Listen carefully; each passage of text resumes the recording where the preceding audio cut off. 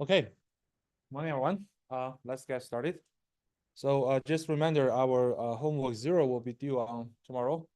So we have an office hour study and tomorrow. If you want to stay for some help, please stop by.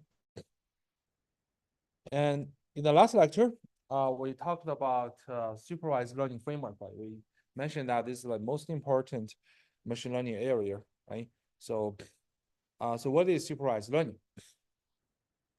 So we're going to first define instance space, which contains all possible data instances we would like to classify, we would like to predict the label, right? And then we define a label space, which reflects the task, right? For example, if we want to do a binary classification, then the label space is either 0 or 1. Right? If we want to do multi-class classification, then the label space consists of set of multiple labels, right? Like if you want to do news tagging, right, you might have 20 possible labels, right? That means your label space contains 20 labels. Right? Then we assume that there is some ground truth function, ground truth labeling function, which can give us the ground truth label for any instance in the instance space. Right? So in many cases, this ground truth function is hard to describe. Like I threw you an image, right? You can use less than 1 second to tell like whether it contains human faces or contains cars and whatever, right? But you can't write down some expression which describes how your brain function works to give the label, right? So it's actually very, very hard, very, very to characterize like mathematically. So we would like to use data to guide some learning algorithm, machine learning algorithms to find at least a close approximation to this labeling function, right? And the data set in the supervised learning framework are simply pairs of the instances and the labels given by the ground truth label function. Right? And we hope when we feed this set of labeled training data to our learning algorithm, right? There could be a 1 million choice in this learning algorithm.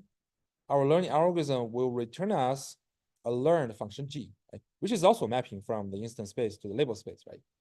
And we would like to expect that our g to be as close to the ground truth labeling function f as possible. Right? That's our expectation. Right? So when we conduct this learning procedure, we're doing supervised learning. The key is that the data we feed to our learning algorithm all provide the ground truth labels of those instances. Right? It's like, okay, I give you a sheet of homework problems and also give you the answers, right? And then you learn from those answers and problems, and you kind of like summarize or extract some ways to solve the general problems in this type, right? And then when I throw you another different problem, you can give me the solution, right? That's why it's called supervised, right? Because I give you the answer. And of course, sometimes you might just, okay, I'm not giving you an answer. I just give you a set of problems. You learn how to solve that, right? It sounds like a little bit unreasonable in human learning scenario, right? But it's still doable in certain cases, especially in the machine learning area. And if we're doing this setting, this is called unsupervised learning. And the third scenario will be, okay, I give you 1,000 problems, right? And only give you answers for the first 100 problems, right? And I give you all of those, like solved problems and not solved problems, and let you learn how to solve the problem, all kinds of problems in this particular type. This is called semi-supervised learning, right? Because part of the instances you have the label, part of them you don't have. Okay. So once we have learned the function g from our supervised learning framework, right? We would like to check whether our g is enough close to f, right? Due to the complexity of the ground truth labeling function f, we just mentioned, right? In many scenarios, you won't be able to write down any formula for f, right? If you're able to write down f, why do you do machine learning, right? You just write down the expression, you do whatever you want, right? But in many cases, you don't know, you cannot write down the form of f, you even don't know whether it has a form, right? And then you learn another function g, right? Which could be very complicated, like a neural network, right? Even you can write down this formula, is super, super complex, right? And then how do we check whether our learned function g is performing equally or at least very close to the ground truth labeling function f, right? A common practice will be, okay, we're not just compare the function body, right? We just sample a bunch of examples from the instance space. Then we'll look at the ground truth label given by this f and our prediction given by our learned function g, and compare if they are identical most of the time, right? If in the vast majority of the cases, our prediction from g is exactly same as the ground truth label, then we could claim that, okay, our learned function g is a well approximation to f, right? Of course, this brings some kind of uncertainty, right?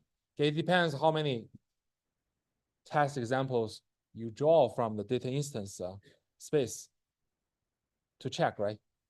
If you just draw 10 examples, or even all your labels provided by G are identical to the ground truth, you couldn't say, okay, I learned a super good labeling function, right? There's no guarantee that because you only test 10 cases, right? But if you test on 1 million cases, and then like 95 or 99% of time, your prediction by G is identical to the ground truth label by F, right? Then you would probably say, okay, I have a very big confidence that, okay, my learned function G is doing well, right? So that released a very important concept called generalization error, which we're gonna discuss later. But here, we just want to give you a sense, like in practice, how do we evaluate the quality of our learned function G? Does it make sense? And one very important point we want to emphasize again is that during training, you cannot like mix train with test examples, right? The reason is very simple, because you can easily do cheating, right? You can just memorize all the test, the ground truth of test examples, and then use that for testing. Then you got perfect performance, right? But actually, it's not.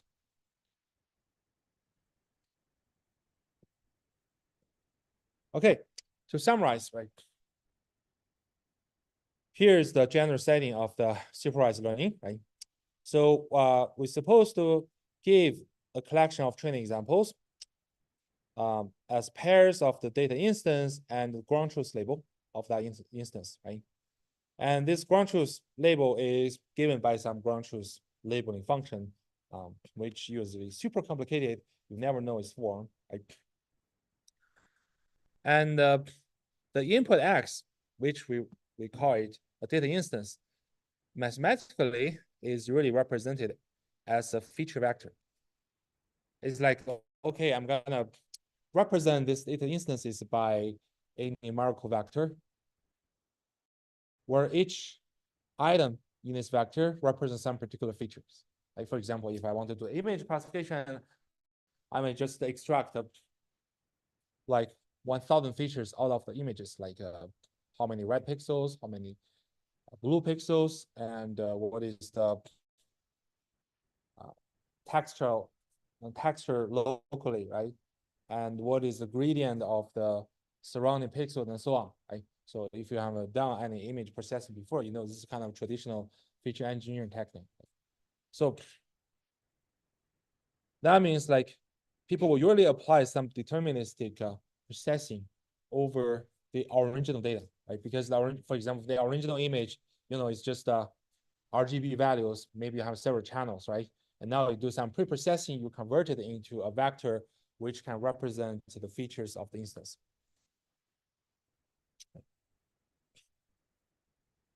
And once we have the training data, meaning the instances typically represented by feature vectors and labels, right? And then we want to use the data as the input and call some kind of learning algorithm to find a good approximation for the ground truth label function f, right? But how do we find approximation, right? We're gonna search, right? So we're gonna assume we need to make some assumption like this. We're assuming, okay, my target function, my ground truth labeling function might be within some family of functions, right? Might be some quadratic functions, might be some convex function, might be some kind of like a trigonometric functions, right? And then I'm gonna search over this space of functions and to find one which best match the target function f, right?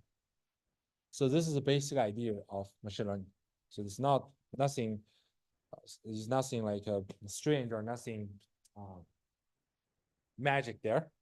It's just to search over in some like a given space, which later will give a more professional term is called hypothesis space, right? In that kind of space, you want to do some kind of search. And you use some criterion to search to find the one you feel best approximates or is closest to the target function f. Then that's done. Like all machine learning algorithm is doing this thing.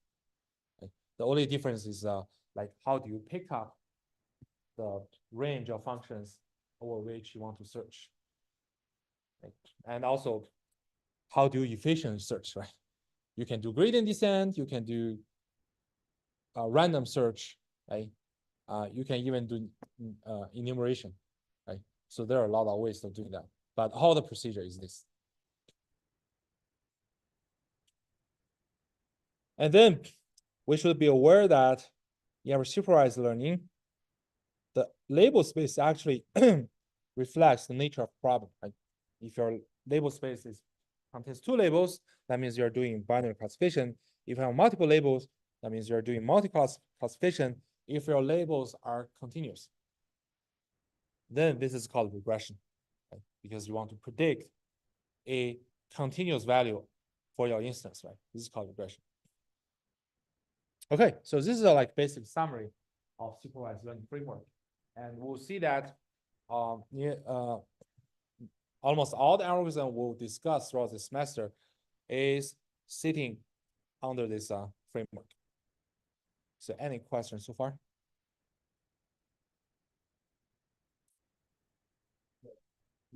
Find a good approximation for F, a lot of the work that are all the different ways to make something.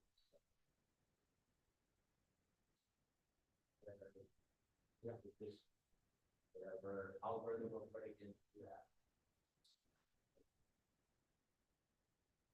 Yes. Yes. Okay. Yeah. So basically, yeah, basically learning is essentially a searching procedure. You're gonna define, okay, what family of functions as a range you want to search over, right? And second, you want to define how you're gonna do search, right? You want to enumerate one by one, or you want to define some criteria. You want to maximize this criteria or optimize this criteria. So basically, you will see that all the learning algorithms, they won't escape this this procedure, right? No matter how fancy it looks like. Right? Any other question? Okay, great. So whenever we use supervised learning, just be careful.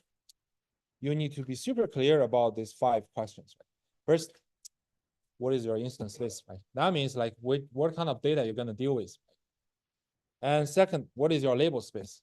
That actually determines the task, right? If you're not familiar, if you're not clear about what is your prediction task, then you need to make it clear before you do any supervised learning, right? And where's your hypothesis space? That is just the function range we just mentioned. You want to search over it and to find the approximation to the ground truth, right? So, and you can choose whatever machine learning algorithms. It's up to your experience. It's up to your favor, preferences, and so on, right? But you need to be clear about what is the associated hypothesis with each particular learning algorithm, right?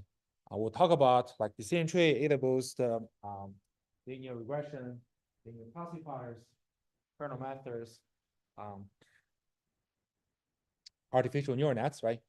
Each of those algorithms has associated different set of hypothesis space, right? We should be super clear about their range, and then you will know why. It will help you understand why it works and why it doesn't.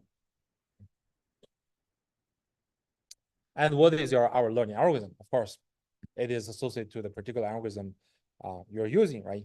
And how do you evaluate the performance of your learning algorithm? Right? This is really important. And you couldn't say like, oh, I collected some data, I run my algorithm, and that's all, right? You should know, okay, whether it performs well, right? Whether it performs reasonably well according to your own application. Actually, in many scenarios, people are using like same metric. Like if you're doing regression, you probably just use mean square error, right? Or if you're doing classification, you just use classification accuracy or area on the ROC curve, right? If you take a look at our Kaggle project, we use area on the ROC curve as our metric, right?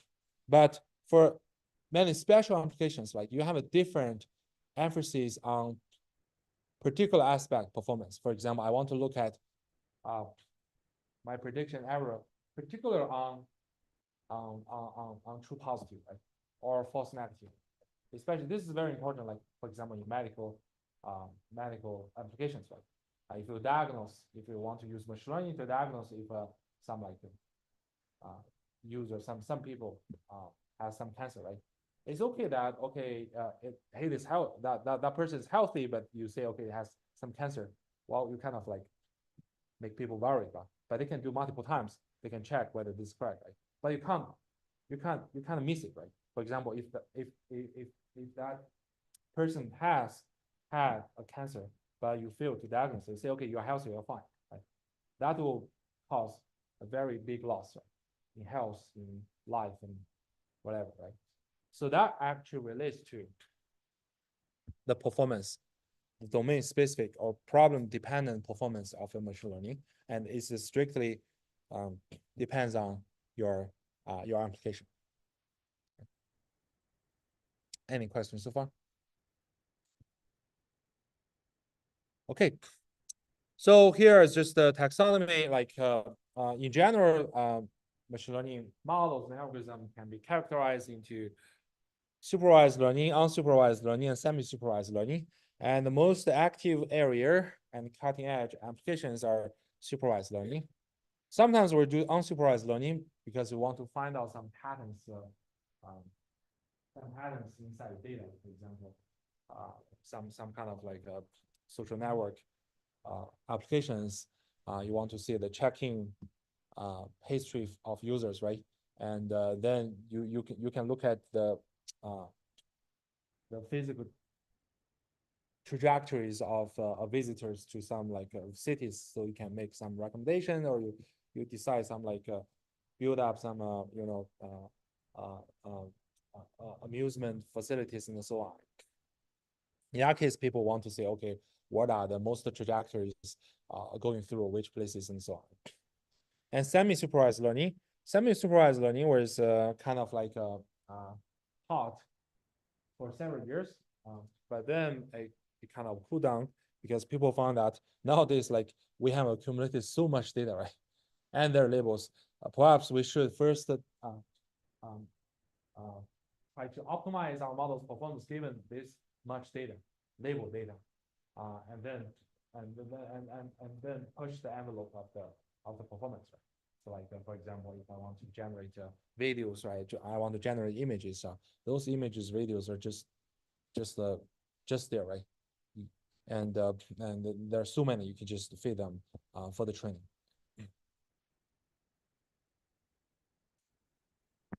And the very first supervised learning algorithm we're going to talk about is called decision trees. We'll start with decision trees. And well, this is our plan to talk about decision trees, right? First, we're going to introduce what does decision tree represents. What are decision trees, right? Later, we'll see that decision trees can be, at the first sight, viewed as a smart way to summarize or compress the data.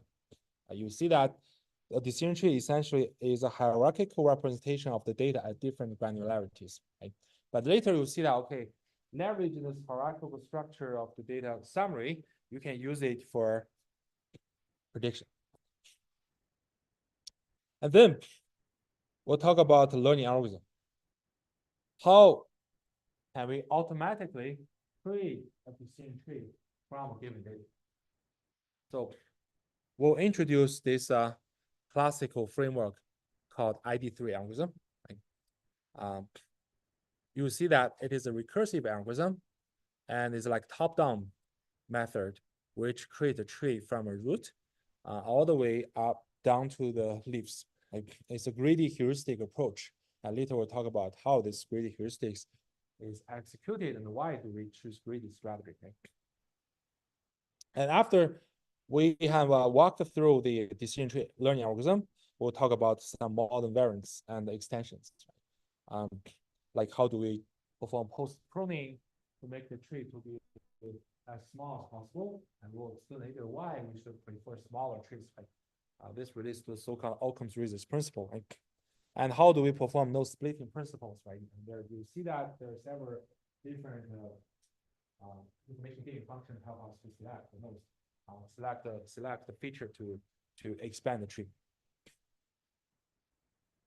So why we would like to first introduce decision trees? Because it is they are simple and intuitive, and it is very close to how human beings learn and make decisions. And we'll see that in a moment. Right? And decision trees also is very interpretable, meaning that the rules I learned here are transparent. You can immediately see whether it makes sense or not. Right? It's not like artificial neural nets. You know it's working, but you don't know why. Right? It's just like, okay, you feed 1 million training examples into a super large big neural networks and still a set of very complicated computations with generous label. Yeah, it's many cases the prediction accuracy is amazing, but you don't know why. Right? And sometimes they just fail and you don't know why either. Right? And this interpretability actually is very important in other applications, many other applications like malfunctioning diagnosis, right? Like medical applications, right? You want to give some prediction, but also want to give the reason why you of your prediction, right? You want to say, okay, this piece of circuit, it has some problem, right? It won't work. And you need to give the reason why. Right? What's your reasoning chain to lead to your conclusion, right? And why decision tree are so good for interpretability? The reason is simple. You see that decision tree essentially just learn a set of rules, a conjunction of set of rules. You see that later, right? And those rules are based upon the combination of the thresholding over the features in the data. And also decision tree can be viewed as some kind of like fundamental models, right? It can be used as building blocks. You can learn a set of decision trees and smartly combine them together. This leads to a type of very powerful machine learning algorithm. It's called ensemble learning. Based upon decision tree, we'll talk about boosting algorithms, we'll count random forest, and so on. And you see that those algorithms, although were developed like 30 years ago, were still very wide use, very popular, and is especially in industry and many applications and scenarios, people just use decision trees and the random forest to perform their tasks.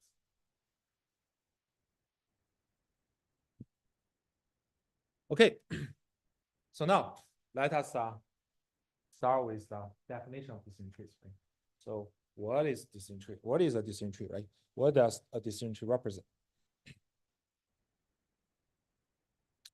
Okay, so here we would like to first give a brief summary to give you like the global impression about decision tree. Then we'll get to a concrete example um,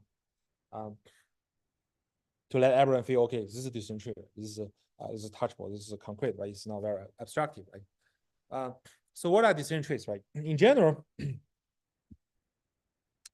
a decision tree is a hierarchical structure that represents data with a divide and conquer strategy. We'll soon see what does hierarchical structure mean and what does it mean by divide and conquer, right? And in this tree, every node represents a subset of data. And meanwhile, every node is associated with a test feature, right? And how do we grow the tree, right? Every time when we grow a tree, that means we're going to use the test feature on that node to split the current subset into even a collection of smaller subsets. And then you create the child nodes, right? The children nodes, and each node is associated with another feature, and then you do the splitting again and again until you reach the so-called leaf nodes. From the node, one branch is created for every value that feature can take. And accordingly, a further partition of data. Right? Then when you grow the tree and expand the tree until you reach the leaf nodes, right? The leaf nodes actually give the class labels. So you can see that if you're using a decision tree, you're always starting from the root node, represent the whole data set, and then you go through a bunch, a collection of the tree branches until you arrive at some leaf node, right? And that leaf node will tell you, okay, what is labeled. So that's the general description. Right? Hopefully, you won't feel like too vague, right? So now let us proceed to a concrete example, right? So the decision tree learning essentially is to construct a tree to represent the given collection of the labeled data. And that's it. Now, let us try to build a decision tree from this simple data set, right? So I have a collection of shapes, right? And we have those shapes have colors and also have the shape type, right? You see that we have two features, right? Color and shape type. So how many colors do we have? 3, right? Red, green, and blue, right? And how many types of shape do we have? 3, right? Circle, rectangle, and triangles, right? So now let us try to use these two features, color and shape, to reorganize those set of instances into a tree structure, right? Then we'll see what's the meaning for a decision tree, right? Okay. But before that, right, I want you guys to give some like intuitive guess, right? So suppose you are given this set of data instances, right? And now we know that those instances have labels A and B and C, right? So now I give you a new shape, which is a right triangle. According to the data you have, right, which label would you assign for this right triangle? B? Why?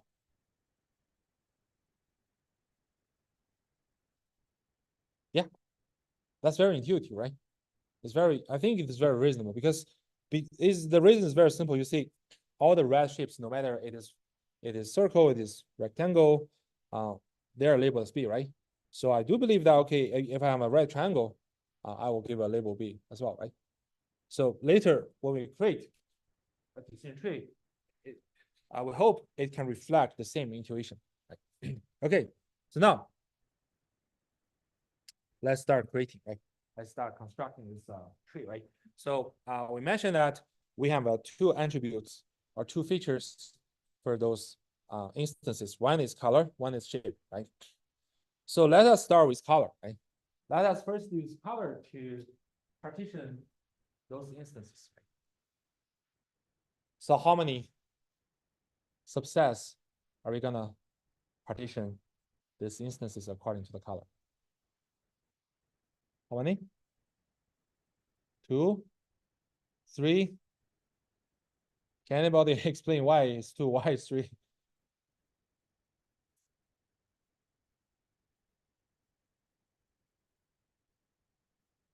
Yeah, of course. Yeah, that's one way of doing that, right? But now let us assuming, okay, we just use color. Now using like whether it is red or whether it is green, whether it is blue, right? And then how many subsets are we gonna have? 3, right? Because we have 3 colors, right?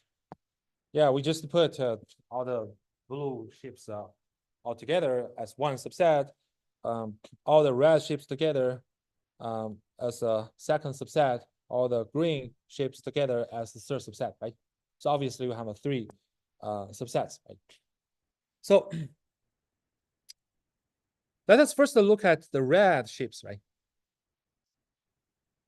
We can observe that all the red shapes are uniquely labeled as B. Then that means we do not need to partition it anymore, right?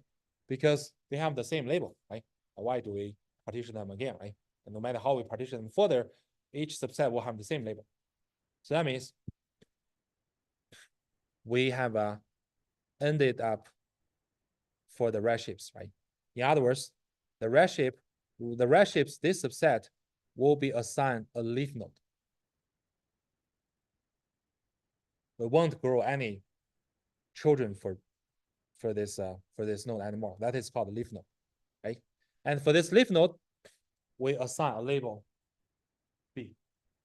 Does it make sense? Right? Because all the red shapes here, they are unique label. They only have one label. So they're completely purely labeled, right? So we do not need to partition it anymore. So we create a leaf node to represent these red shapes and assign a label B. Does it make sense? Okay, then let us look at the other 2 subsets. One is blue shapes, one is green shapes, right? So are blue shapes uniquely labeled? No, right?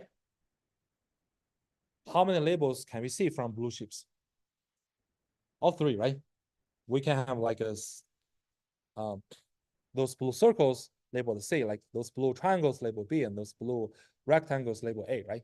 So they're far from being like unique label, right? They're highly mixed.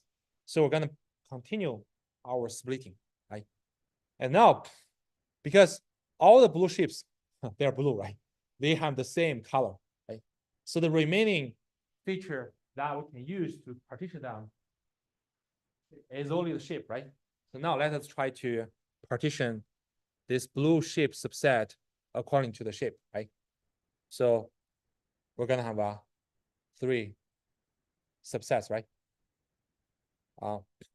One branch will give up all the blue shapes who are triangles, right?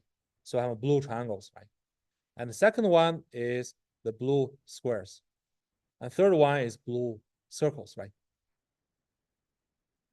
So now let us first look at this one, blue triangles, right?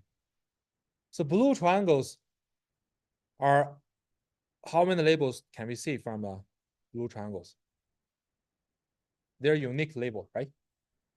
We have only 2 blue, 2 blue triangles, right? Both of them are labeled B, right? Meaning that they are unique label. So we create a leaf node, right? We create a leaf node to represent blue triangles because all the instances in this blue triangle set share the same label, right? We do not need to split it anymore. So we create a leaf node to represent blue triangles and we give them label B. Does it make sense? Right? And similarly, if we look at the blue square, there's only one blue square, right? Of course, it is unique label, which is C, right? So that means we're gonna create a leaf node which represent blue squares and assign the label A. Does it make sense? Right? And third subset is blue circles, right? How many labels do we see from blue circles? Just one, right? Those are blue circles, right? And all blue circles are labeled C. So that means they're purely labeled, like they share exactly the same label. So we stop here. We do not need to partition them anymore. We create a leaf node to represent the blue circles, and we give the label C. Does it make sense? Right? And now we have finished the partitioning procedure for all the blue shapes, right? And now the remaining part is the green shapes, right? So again, because all the green shapes, their color is the same, right? It's green, right? And you cannot use color to partition them anymore. And you have to use shapes to partition them, right? If you use shape feature to partition them, how many subsets do we have? 2, right? Because we only have green squares, all green circles, right? Right. So for the green squares, we see that we have 2 squares. Both of them are labeled as B, so they are uniquely labeled.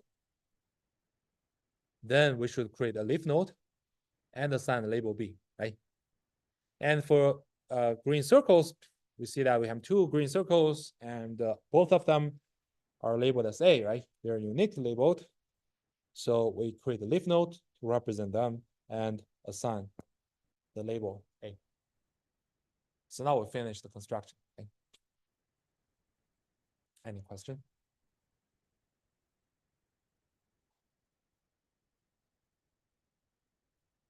Yeah, that's a very good question. So we'll talk about that later. But right now, we just want to give you a sense, like if I want to construct the tree manually, how would that go, right?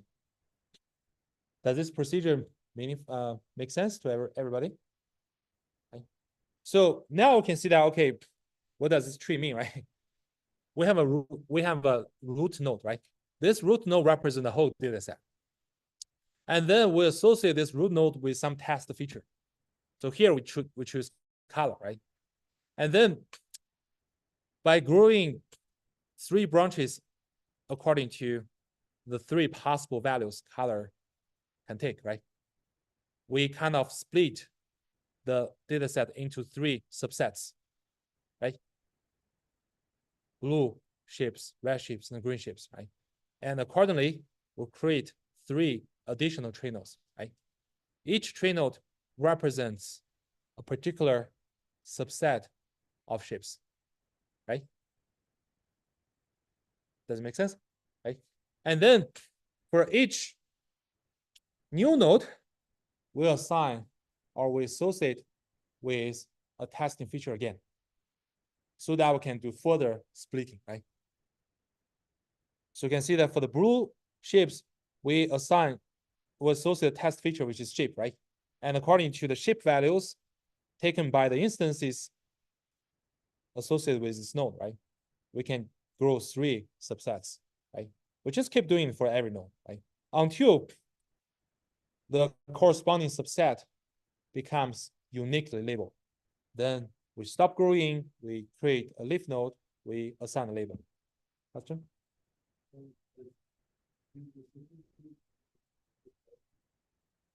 No. No. They can work on any features. We're going to talk about like, what if your feature is not binary? What if feature is not discrete? Like, what if your feature is continuous? Can we still use the feature to split the trees and to grow branches in the partition data set? But that's a good question. Any other question? Okay, so now we have a concrete sense like how decision tree is a hierarchical structure and hierarchically partition the data set into small subsets and further partition into smaller subsets until you reach the leaf nodes, where each leaf node is associated with a subset who share the same exactly one label, right? So now from the tree, let us consider a problem, right?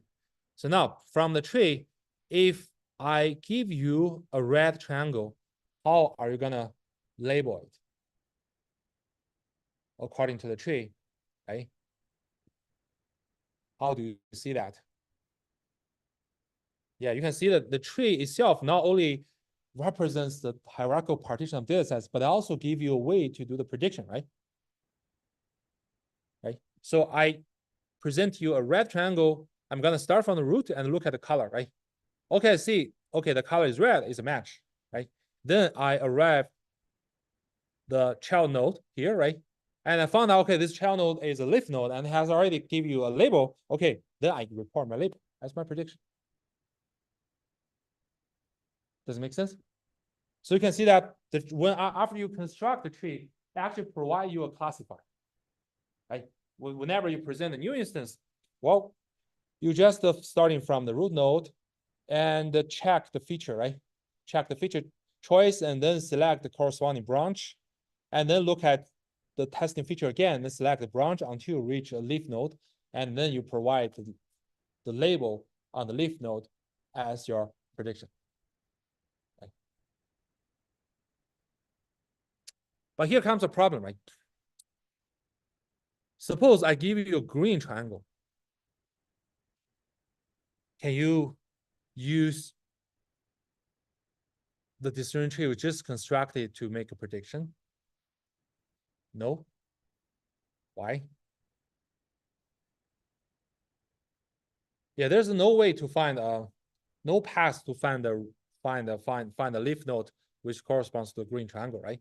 We can try that. We start from the color. We say, okay, this is green, so we should go to this branch, right? And then we want to look at the triangle. We want to look at which branch matches triangle, right? We found that there's no branch matches triangle. There's only circle and square, right? And we're stuck there. And this intermediate node doesn't provide you any label. And how would you solve this problem? That means like if you just naively construct decision tree, that won't be sufficient, right? That won't be sufficient for practical usage. And we'll talk about how to address this issue when we really develop a decision tree learning algorithm. Okay. So want to summarize what is essence decision trees. We might have different viewpoints, right? One viewpoint is that okay, we can view this tree as a hierarchical representation of the data at different granularities, right? Each tree node represents a subset of data, and the higher level of the nodes, the larger the subset of the data you represent, right? And when you go down and go all the way down to the leaf nodes, every leaf node actually represents the smallest subset of data which share the same label, right? That's the view of decision trees from the data representation perspective, right? But from the classification rule perspective, we can also view decision tree as a collection of rules. You see that every time when we go through from the root and then some branch and then some branch until we reach the leaf node, it actually represents a particular rule, right? Like this path represents, okay, I have a first classification rule, which is color is blue and shape is triangle. Then my label prediction is B, right? And this path represents the second rule, which is color is blue and the shape is square. Then label is A. So actually you can enumerate all paths from the root node to leaf nodes, and each path represents a particular prediction rule, and the whole decision tree can be viewed as a conjunction of those prediction rules. That's where the interpretability of decision trees come from, right? Because you know, according to which rule you generate prediction, and you can check whether this rule is reasonable or not. Right? Or you can even modify those rules. Like if you feel it is reasonable, I can delete it. I can change it. I can add it. Right? So the full tree is equivalent to the conjunction of all the rules.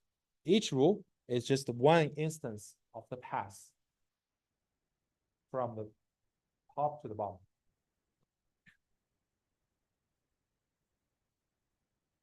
Okay. So from what we from our manual construction trees, we might be worried, okay, looks like we're only doing classification problem, right? So given this tree, you reach some leaf node here, you have some discrete label, either B, A, C, or +1, -1, whatever labels you choose, right? But the natural question will be, can we use decision trees to do regression? That means your label is continuous. The answer is yes. We can still use decision tree. We can still do decision trees to do the regression task. How? For the regression task, we can imagine that the leaf node, which represent a subset of training examples, can now guarantee to share the same label, right? Because the label is continuous. And in principle, you might have like infinite many continuous labels, right? Does it make sense? So when people build a regression decision trees in practice, they're gonna use some criterion to stop growing nodes, meaning that at the leaf node, you still have a set of instances whose labels are different from each other, but their labels could be close to each other, right? Maybe just a set of labels between 0.1 and 0.2. Then I'm gonna average all the labels in this subset as my prediction. Does it make sense? Right? It doesn't matter if you're unclear about what I said. Right? We're gonna go back to say this strategy again. But I just want to emphasize that we can also use decision trees to do regression. That won't be an issue. Right? And also we have to talk. We need to talk about later, like how do we develop a decision trees to handle noisy data, like if your labels are accidentally incorrect label, right? Or corrupted by some noises, right? Or you might have like missing attributes, right? In some data instances, you don't know what is the color. In some instances, you don't know what is the shape, right? And can we also leverage such instances and put them into our decision tree? Right? Those are the strategies after we talk about the classical decision tree learning algorithm. Okay, so now go back to the last question about the decision tree definition, right? Some of you have asked, right? Looks like all the features must be categorical features, right? Only when we have like categorical features, we can grow a finite number of branches, right? You have 3 possible values of your categorical feature or attribute, you grow 3 branches, right? If you have 2 possible values, you got 2 branches, right? But what if your feature or attribute is numerical, right? Like height, like weight, right? They're all continuous values, right? Then you cannot like for every particular every distinct continuous value, you're gonna grow a branch. That means you have an infinite number of branches, right? That's not realistic at all, right? And then in practice, how do we deal with numerical feature values? For example, length, for example, weight, for example, price, right? You got a question? Yes, exactly, right? So the idea is very simple. We're gonna discretize the numerical features, meaning that we're gonna either use the thresholding or map those numerical values into different set of ranges. Right? Each range represents a particular branch, and that's it. Right? And then we're gonna see some example here, right? So suppose I have data instances represents by 2 features, X and Y. Both X and Y are numerical features, meaning they are continuous, right? And then we still want to construct decision tree out of X and Y values, right? So we need to do some pre-processing step first. That is, we're gonna first partition X, the domain of X into several regions. So here we use 3 regions, less than 3, less than 1, between 1 and 3, and bigger than 3, right? And similarly, I'm gonna discretize Y feature into 3 ranges, less than 5, between 5 and 7, and bigger than 7. And those plus and minus signs are just instances represented in terms of x and y, and plus minus just represents labels, right? So you see that after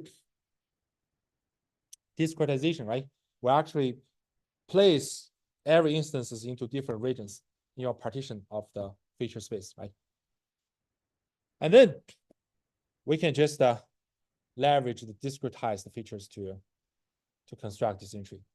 So you can see that the original features are x and y, right? Now my feature becomes binary features, like whether x less than 3 or bigger than 3, whether y is bigger than 7, less than 7, whether y is less than 5 and bigger than 5, and so on, right? Then we use this converted categorical or binary features to construct our decision tree, right? So this is a whole tree, right? If you're interested, you can take a look which instances are placed at different leaf nodes, right? Any questions so far?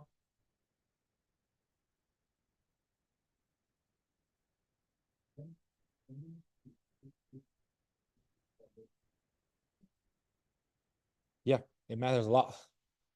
Yeah. Yeah, that's what we're gonna talk about in a minute, right? Right now, we just talk about, okay, if I want to construct a tree, right? Let us just not care too much about the order of the tree used to, order of the features used to split the data, right? And what kind of tree do we have, right? But that's a very good question. Another question? Okay, so last thing I want to emphasize that this tree seems like very intuitive and very interpretable, right? But it doesn't mean they represents a very simple classifier, right? Actually, decision trees often represent highly nonlinear classifiers. What does it mean? It means like if you look at the decision boundary, it could be very, very nonlinear, right? So the decision boundary means that the boundaries which you separate positive examples, negative examples, right? And you view like all examples falls in one side of boundary as positive, and the other side of boundary as negative, right? You can see the boundaries can be very complex, right? And it's even much more complex than the linear models we're going to discuss later. Because you see that for the linear models, the boundary is linear. It's just a line, right? But here, the boundary is not linear at all. Okay. So we're going to give a summary about the decision tree representation. We haven't started talking about how do we automatically construct decision tree. It just give you a definition. What is decision tree, right? So in summary, decision trees are a type of compact data representation, and also a way of organizing a collection of prediction rules, right? Those prediction rules are based upon the attributes or features that represent your instances, right? So obviously, some of you have pointed out, right? Given a data set, there could be many decision trees to construct, right? It depends how you're gonna split the data according to the order of features, right? Some ask, what if in our example, right? We first use color to split data and then use shape, right? And what if I swap the order, right? What if I first use shape to partition data and then use color to partition data? Will the two trees be the same? Not the same, right? You will see that the structure won't be the same as well, and also the rules won't be the same as well, right? So this will be left as exercise for you, right? And it will be included in our homework 1 and coming out next week, and to give you like sense, like, okay, when you change the order of the attributes used for data partitioning, how does the tree structure change? Okay, any questions so far? Okay. Next, we're going to talk about decision tree learning.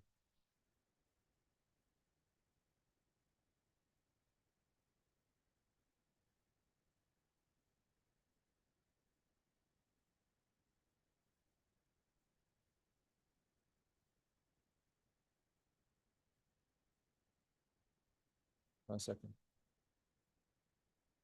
Oops. Why doesn't?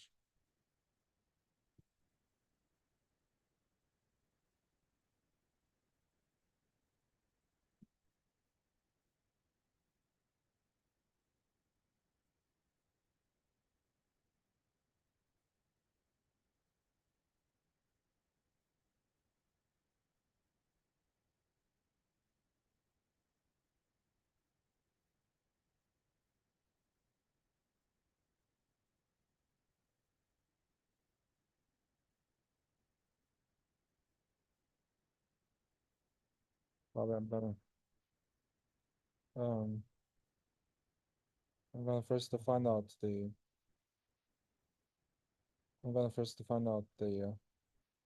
uh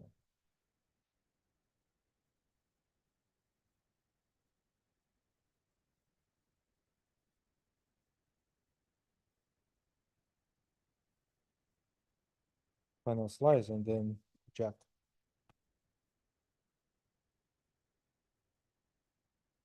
Okay.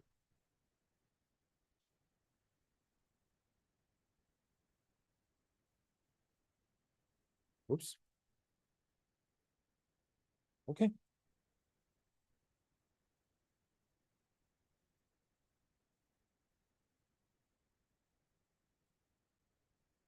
Okay, so now let us talk about decision tree learning, right? We want to develop algorithm to automatically construct decision tree from data rather than every time we just manually do that, right? So there are many variants of decision tree learning algorithm, but here we're going to talk about the most classical and most widely used algorithm. It's called ID3 algorithm. And you see that it is based on greedy heuristics, and it will explain why it is greedy, right? Why should we choose greedy heuristics? So here we want to briefly share the history of decision tree development. Decision tree methods were first proposed by psychologists. So that's why you can see why it is so natural, right? Because from psychology perspective, view, like they study how human beings are learning and making decisions. It's like a tree structure. Right? And then the very first breakthrough made by in decision tree research was made by Quinlan, and he's like a very old pioneer of machine learning research, right? In late 1970s, he developed the so-called ID3 algorithm, right? It uses the so-called information gain to learn the expert system from examples. Well, in that uh, at that at his time, like people call machine learning as expert system, right? But right now, people use a different words called machine learning, and maybe in the next 10 years they're gonna switch to a different words, but this is literally the same, right? And later, the three researchers from IBM, they developed a so-called CART, classification and regression trees. But you can view it as kind of simple modification of ID3 algorithm. And in 1980s, it's kind of prosperity of decision tree algorithms, like there were a variety of variants proposed to cope with data noises, to deal with continuous attributes, deal with missing data, etc. And in 1990s, the decision tree methods are kind of like mature. And Quinlan proposed an advanced version of ID3. It's called C4.5, which is kind of more robust version of ID3. And then he implemented this called C5.0, which is proprietary algorithm, meaning that they're now releasing the details of that. You will see some like a C5.0 algorithm in some like a commercial data mining algorithms. They're performing really well. Like, and later, researchers' interest are transferred to the so-called boosting or bagging strategies, which we're going to discuss after the decision trees.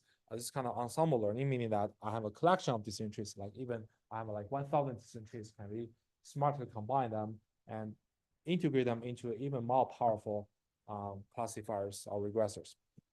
So this is decision tree. Small history of decision tree, right? So to introduce the decision tree learning algorithm ID3, we're gonna use a concrete example. Right? This example is to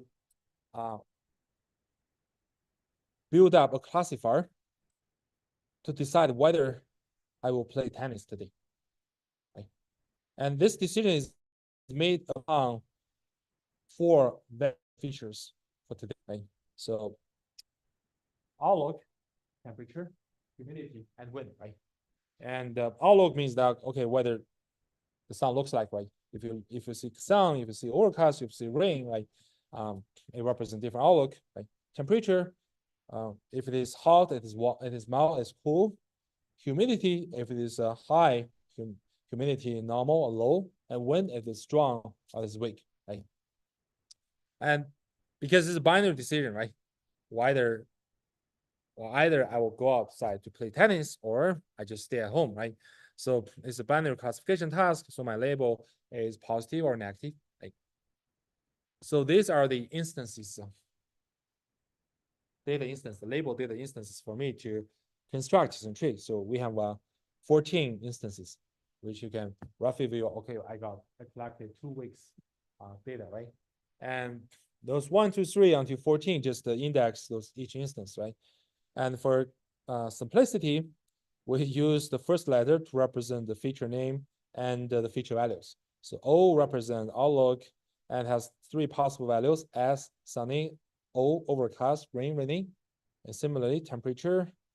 T represents temperature and it got 3 possible values: hot, mild. C, H, M, and C are cool, right? H represents humidity feature here, right? You see the humidity feature. H, high; N, normal; L, low. And W represents wind features. You got 2 possible values: S, strong; W, and weak. Okay. Is everybody clear? Okay. So if you run the decision tree learning algorithm, that is ID3, it will recursively build a decision tree in a top-down fashion. So this is a learned decision tree. Okay. So you see that it will first pick up the feature outlook to split data. And remember, outlook has 3 possible values: sunny, overcast, raining. So we partition the data into 3 subsets, right? And then for the sunny instances, right? Sunny days, right?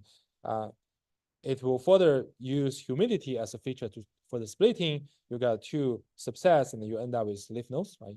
And for the overcast instances, it directly end up with a leaf node with label yes. And for the rain instances, it uses wind feature to do the splitting. You got 2 subsets. Each subset is unique label, so you end up the leaf nodes with label strong and label with no and yes. So this is a learned decision tree. Right? So now the problem is that which kind of program can lead to this tree construction? So this is a algorithm framework, right? So here I want to emphasize that ID3, this tree construction algorithm, is a recursive algorithm. So what is recursive algorithm?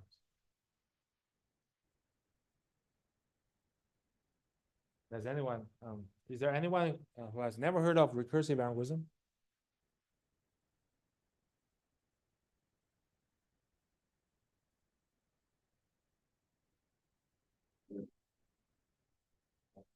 I would probably say about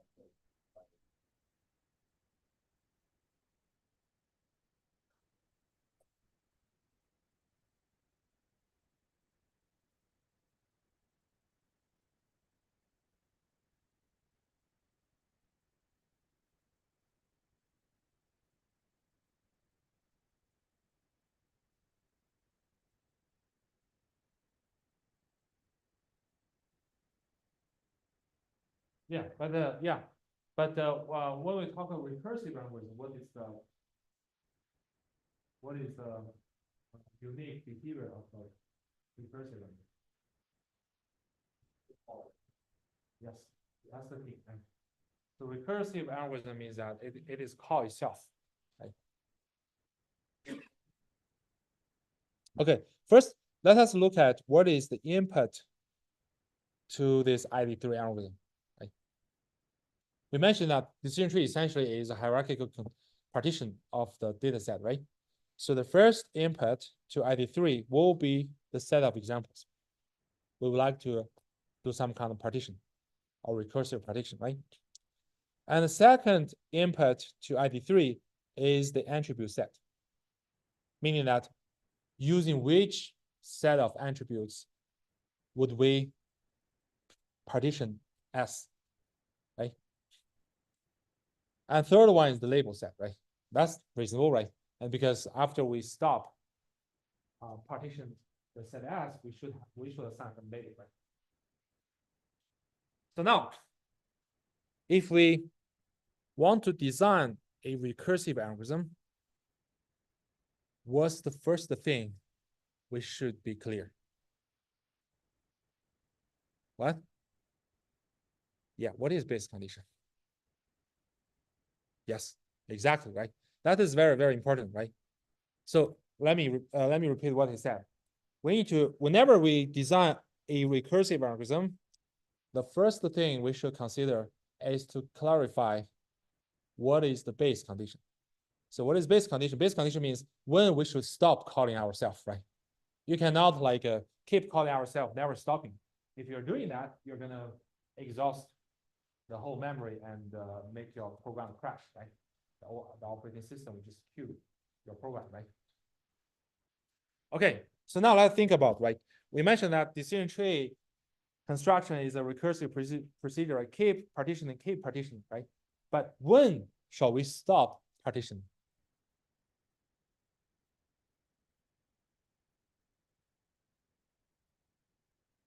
Exactly, right? If all the examples in the current set S have the same label, that means we do not need to partition it anymore, right? So then we should create a leaf node, right? We should create a leaf node and we put this label as our leaf nodes label, right? Does it make sense?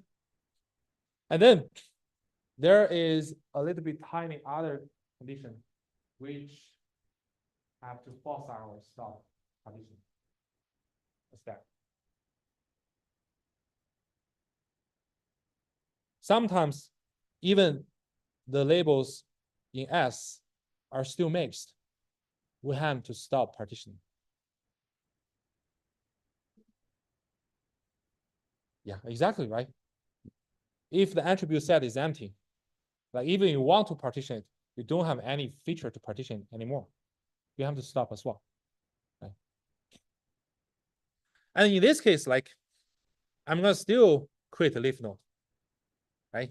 But in this case, because the labels in S are mixed, we have to pick up one label to represent S, right?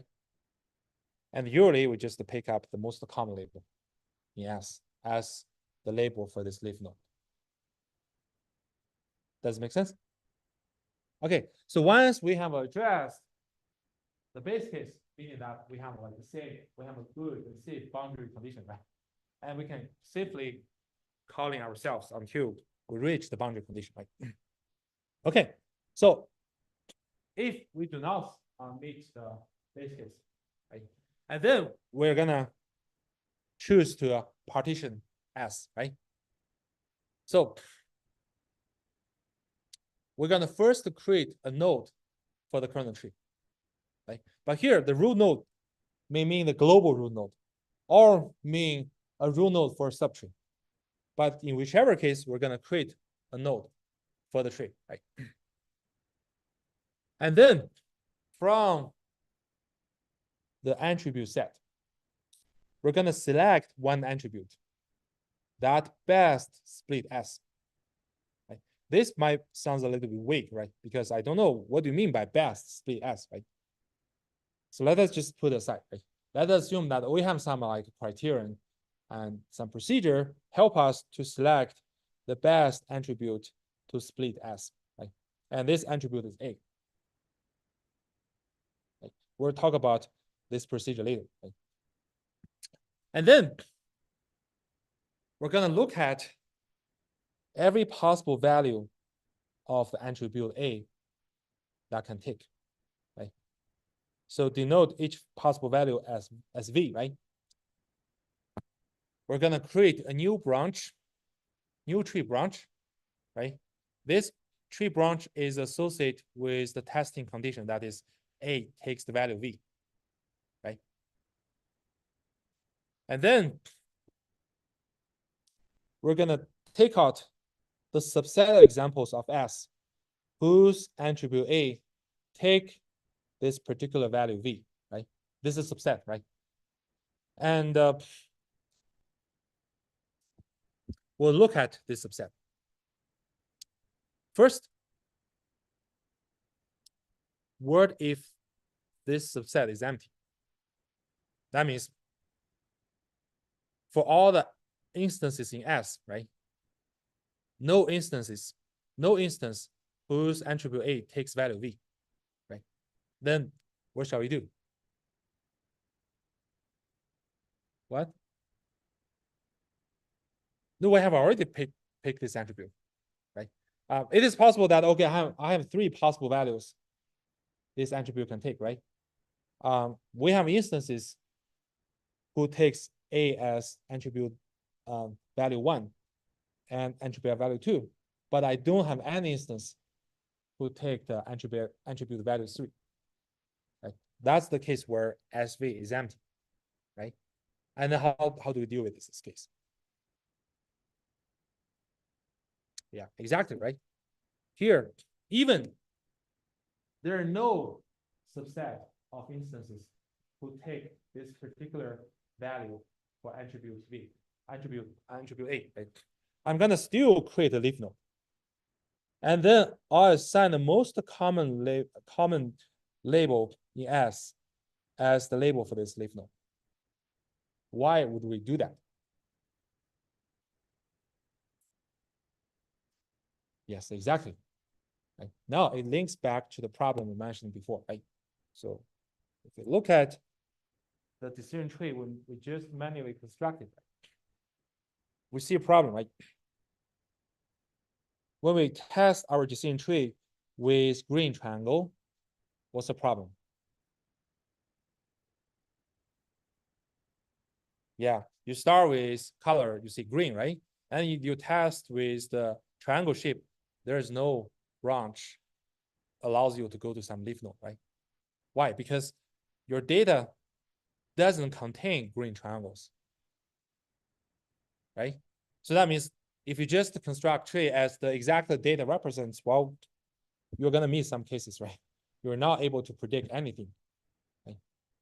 But if in our algorithm we do this, that means, okay, when we construct the tree and when we look at here, right? Those are all the green shapes, right? And then when I pick up shape as attribute to split data, right? I know that, okay, green the square has non-empty subset and the circle has non-empty subset. And but then for triangle, I have empty subset. But in this case, I'm gonna still create a leaf node and assign some label, right? And then when we do the testing, even for green triangle, I can still give you a prediction, right? Because I can still arrive at some leaf node and give you the label. Does it make sense? Right. This is very, very important. Mm-hmm.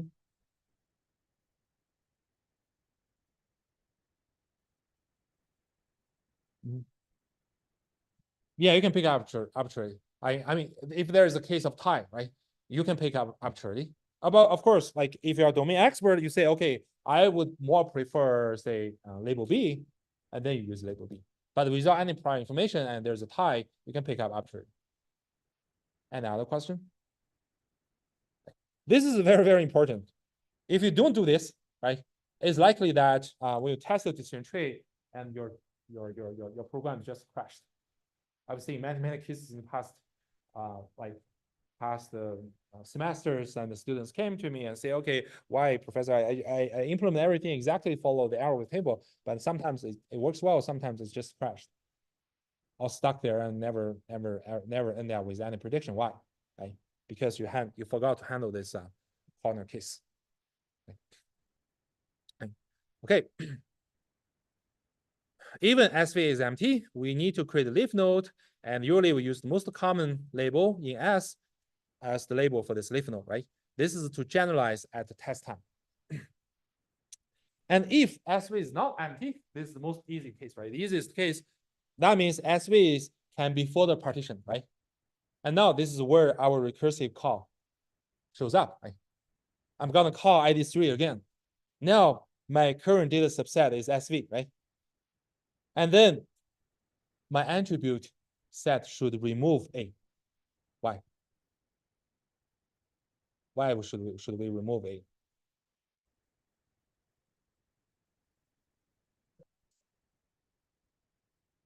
It's already being used, right? It's already being used means the SV, all the attributes A, the value of attributes A in SV takes the same value, right?